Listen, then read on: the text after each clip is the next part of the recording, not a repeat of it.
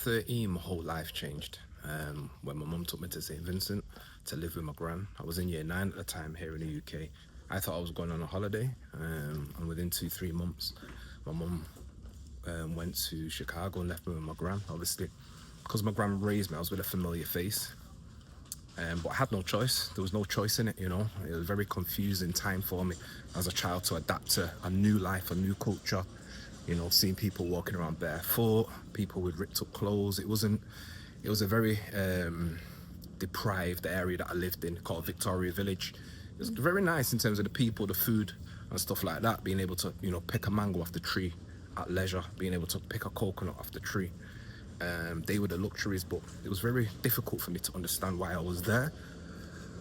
But I had to adapt to go to school.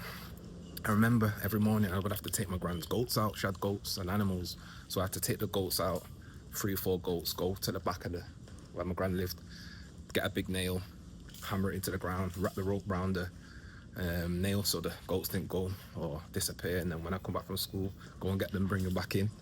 And I remember one time the water went, so there was no water at all.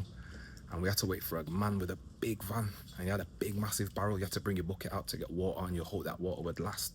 So you had to use that water to bathe. You have to use that water to wash your dishes, wash your clothes, and stuff like that. So sometimes, the lesson in this is change can be our greatest teacher. And my question would be, have you ever had to start new somewhere else? Where you have to change and adapt to a new culture, a new living, living with a different family member or a stranger.